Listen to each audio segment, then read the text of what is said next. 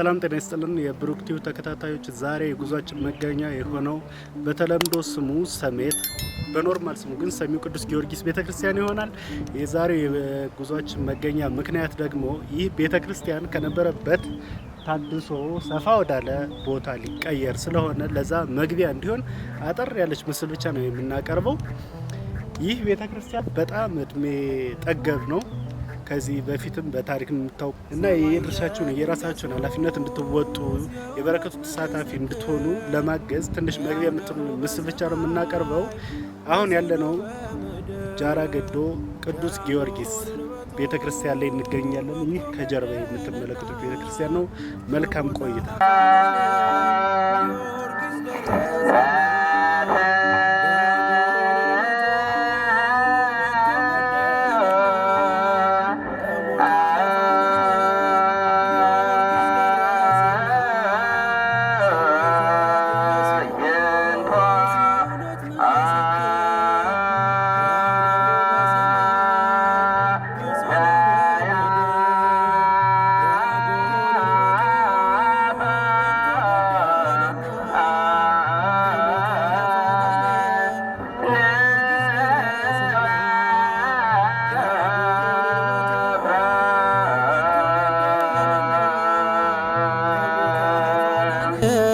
ጊዮርጊስ ደረሰና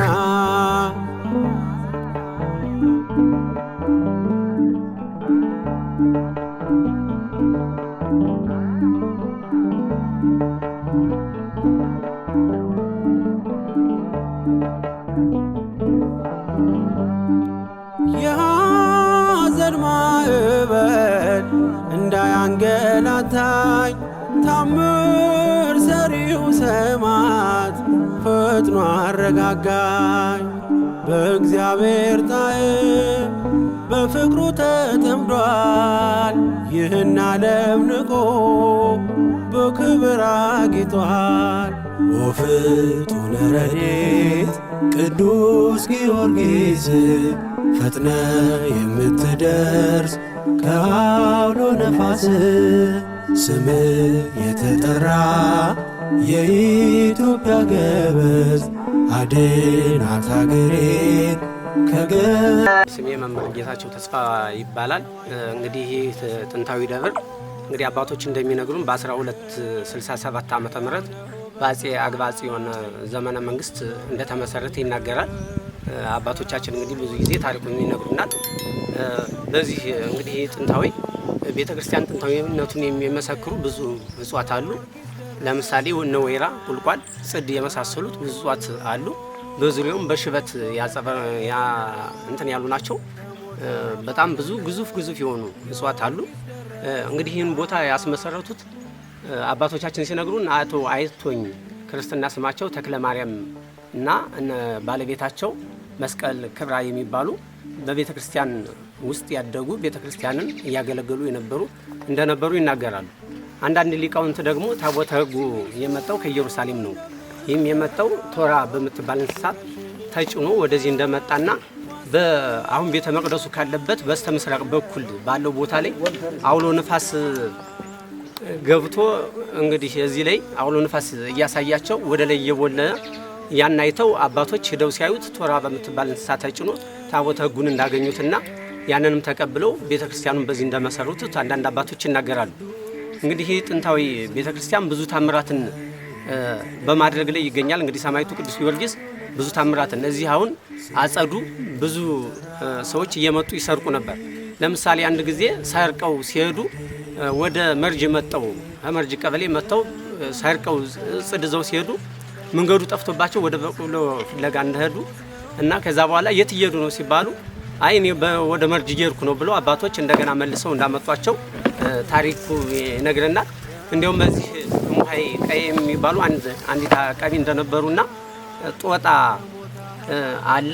ያ ጦጣ ደግሞ እዚህ እየመጣ ስንዴያቸውን እየቀማ ይበላባቸው ነበር እና ይህን ስንዴያቸውን እየበላ እየገፈተረ እየቀማ ሲበላ ብዙ ጊዜ ኑሮ ከለታት አንድ ቀን ያ ሙሃይን ገፍትሮ ስንዴያቸውን ቆንጥሮ ወደ ዛፉ ሲሰቀል እንግዲህ ከዛ ላይ መብረቅ መጥቶ እንደገደለው አባቶቻችን ይነግሩናል።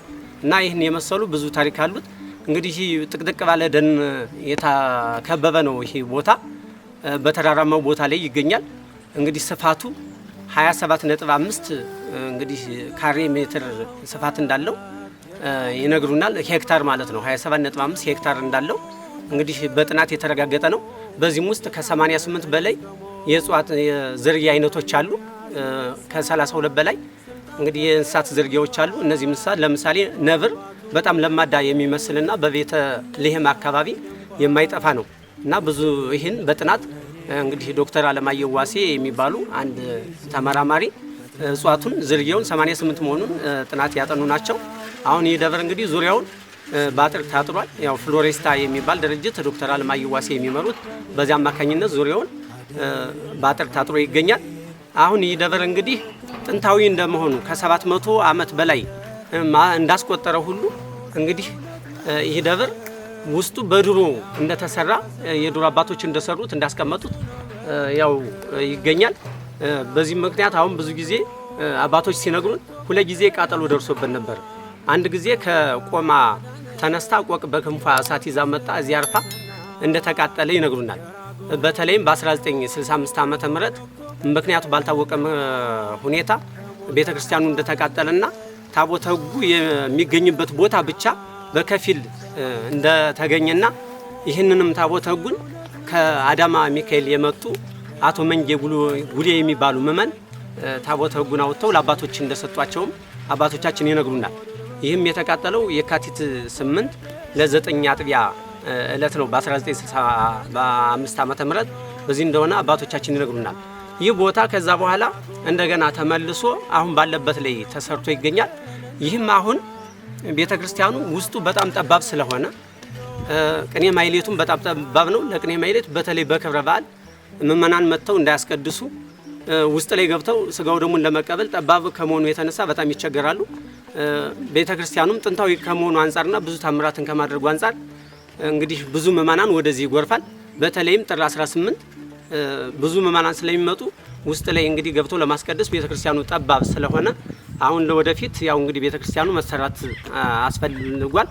ይህንም ቤተክርስቲያን እንግዲህ ለመስራት ሰበካ ጉባኤ እና እንግዲህ ህንጻ ኮሚቴ አቋቁሞ ከወረዳ ቤተ ክህነት አባቶቻችን ጋር በመሆን በጋራ በእንቅስቃሴ ላይ ይገኛል። እንግዲህ በቅርብ ጊዜ ስራው አሁን እንግዲህ የእርሻ ስራም ተጀምሯል። በቅርብ ጊዜ እንግዲህ ስራው ተጀምሮ እንግዲህ በቅርብ ጊዜ ይጠናቀቃል ተብሎ ይታሰባል። እንግዲህ በአጠቃላይ እንግዲህ ቤተክርስቲያን በአንዳ ቤት ከተመሰረቱት መጀመሪያ ከሁሉም ቤተክርስቲያን እንግዲህ 5ኛ ነው ብሎ አባቶቻችን ይነግሩናል። በጥንታዊነቱ በአንዳ ቤት ውስጥ ካሉ ቤተ ክርስቲያናት እንግዲህ በጥንታዊነቱ ይህ ቤተ ክርስቲያን በ5ኛ ደረጃ ላይ እንደተመሰረተ አባቶቻችን ይነግሩናል።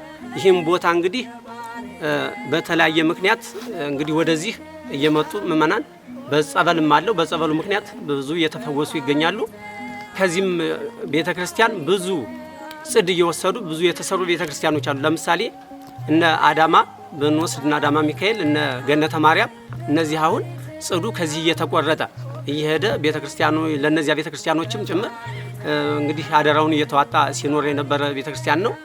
አሁን በደብሩ እንግዲህ ጸበል አለው። ይህ ጸበልም ከቤተ መቅደሱ ውስጥ እንደሚፈልቅ አባቶቻችን ይነግሩናል። ይህም ከቤተ መቅደሱ ይፍለቅ እንጂ ወደ ታች ወርዶ የሚገኘው ከምእመናን ማሳ ላይ እንደነበረም አባቶቻችን ይነግሩናል። ምእመናን እንግዲህ ከአንድ ግለሰብ ማሳ ላይ እዛ ላይ እያለ ጸበሉ ብዙ ምእመናን እየመጡ እዛ ይፈወሱ እንደነበርና ያንንም ቦታ ይጠቀጥቁበት ስለነበር ሰውየው ያ ጸበሉ እንዲደርቅ የሆነ መድኃኒት ቀበረበት ይሉናል አባቶች። ከዛ በኋላ ጸበሉ ካለበት ቦታ ላይ ጠፋና ሌላ ቦታ ላይ ተመልሶ ወጣ። ከዛ በኋላ አባቶች ምናሉ ያንን አይተው እዚህ ላይ ጸበሉ ፈልቋልኝ ብለው አይ ባይደግምብን እንደገና ደግሞ ባያደርገው አይደል ሲሉ ጸበሉን ባይደግም ብለው እንግዲህ ስያሜውን ሰጥተውታል። ይህ ደብር እንግዲህ ሰሚ ጊዮርጊስ ይባላል። ሰሚ የተባለበት ምክንያት አንዱ አርሶ አደር በደብሩ አካባቢ እያረሱ ሳለ ትልቅ የሆነ ማዕበል ዝናብ ይመጣባቸውና ጊዮርጊስን ይወዱ ስለነበር ጊዮርጊስ ወይ አቅልልኝ፣ ጊዮርጊስ አቅልልኝ እያሉ ሲናገሩ ከዛ በኋላ ያ ማዕበል ጸጥ ሲልላቸው አይ ጊዮርጊስ ሰምቶኛል ሲሉ ሰሚ ያሉት በዛ ምክንያት ሰሚ ጊዮርጊስ እንግዲህ በተለምዶ ስሜት ጊዮርጊስ እየተባለ ይጠራል። ግን ትክክለኛ ስሙ ሰሚ ጊዮርጊስ ተብሎ ይጠራል።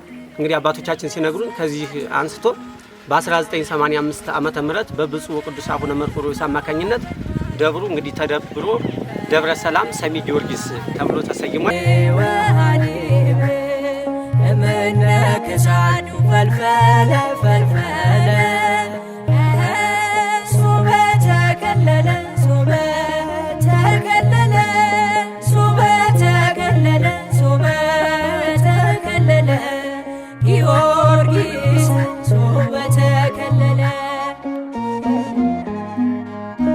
ከሰላም ቀሲስ አበበ ጌት ይባላለው የዚህ የታላቁ ደብር አስተዳዳሪ ነኝ እና ቤተ ክርስቲያኑ ድሮ አባቶቻችን ከዚህ ላይ ነበር እያሉ ይኸው እንደምታዩት የቀቢሩ ቦታ ካቡድሙ ሁሉ እንደምታዩት ይህም ትልቅ መረጃው ነው እያለ አባቶቻችን የመጀመሪያው ቤተ ክርስቲያን ይህ ነው እያሉ ይህን ነው ሲያሳይን ነበር። እንግዲህ የምታዩት ይሄ የቤተ ክርስቲያኑ ድሞ ነው። ይኸው ፍርራሹ ነው። ይኸው ፊተ ገጹ እንደምታዩት ይሄ የቤተ ክርስቲያኑ ግቢ ካብ ነው።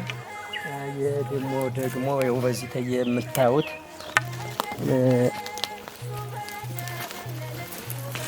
ይሄ የምታዩት ይሄ መቃብር በአካባቢው የነበረው መቃብር ይኸው እንዳለ መረጃው ነው ይታያል።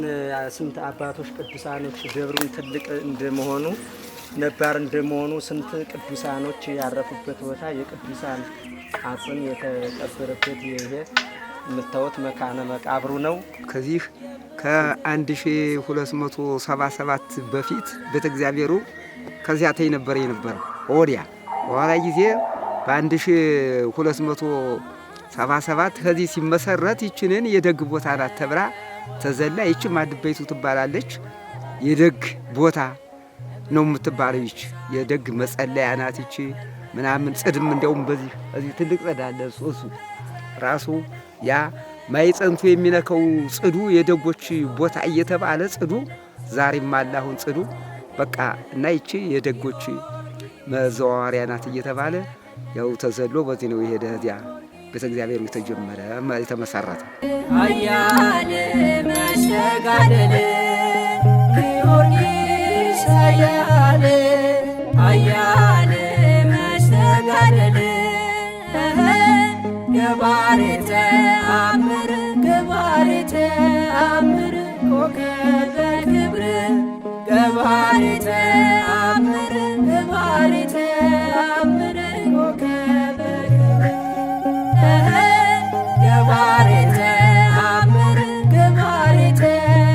ስሜ ምልክት ጌጡ እባላለሁ። የዚህ አዲሱ ቤተክርስቲያን ህንጻ አሰሪ ኮሚቴ ሰብሳቢ ነኝ እና የታላቅ ደብር ስሜት ጊዮርጊስ አባቶቻችን እንደሚነግሩን መጀመሪያ ላይ ማዲቦ ከሚባል ቦታ ላይ እንደነበረ ከዚያ በኋላ ደግሞ ዝቅ ብሎ ዛሬ እዚህ የሚታየው እዚያ ቦታ ላይ ተሰርቶ ይገኛል።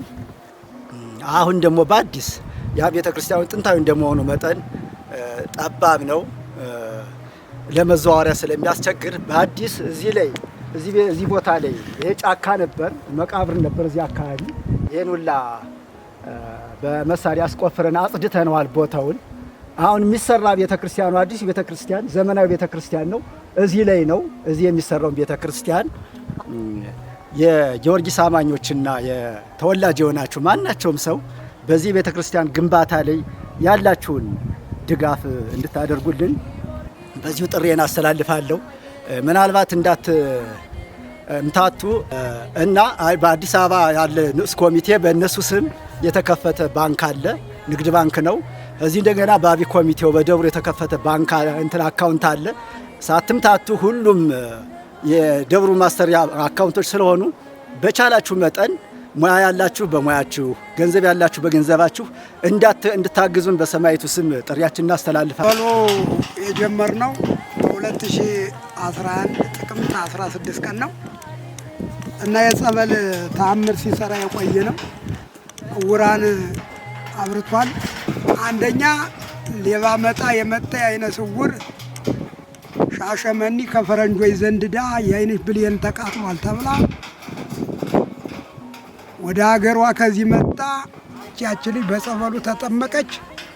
በጸበሉ ተጠምቃ አይኗ ሁላ በርቶ የአይን ብሌን ተቃጥሏል የተባለው ቅዱስ ጊዮርጊስ አይኗን አብርቶ ሰዷታል። ሁለተኛው በዚህ ጸበል የሚሰራው ታሪክ ብዙ ቢሆንም እኔም በመጀመሪያ አይናቸው የመራልናቸውን የምሰጣችሁ። ኢየሱስ አንድ ልጅ መጣች። አንድ አይኗ ደህና ነው፣ አንድ አይኗ ግን ጥጥ ይመስላል እያለቀሰ ያችም ስትል ሞነሽ ነው ብላት ይኸው አንድ አይኔ ጠፍቶ አለች።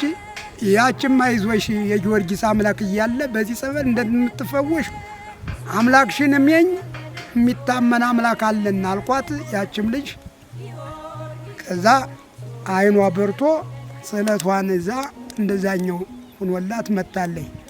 ሌላው በወሰካ መጥተው በእግራቸው የሚሄዱ ናቸው። እነዚህ ቁጥር የላቸውም። ሌላው አሩታ ደብረ ሚካኤል እንዲሁ አይነ ስውር አባ አለች። እውነት አይን የበርቱ ምራቶችን እንኳ አይቼ ለአንድ ቀን በሞትኩ ብላ ስትል ያው አይኗ በርቶላት እልልታዋንና ስለቷን አስገብታ ሄዳለች። ጉልታቦ እንደዚያው ሶስተኛ አይን የቢበራልኝ ብላ አይኗ በርቶላት አንድ ጊደር መታ አስገብታ ሄዳለች።